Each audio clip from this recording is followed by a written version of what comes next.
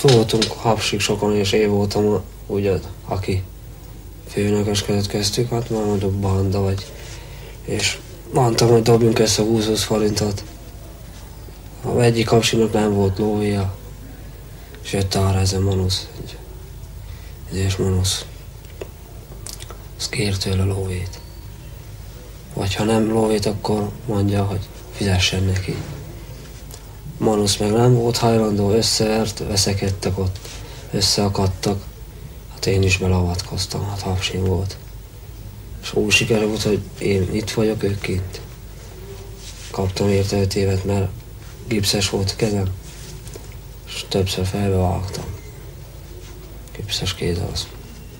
Nem bírta ki a mandról, meghalt.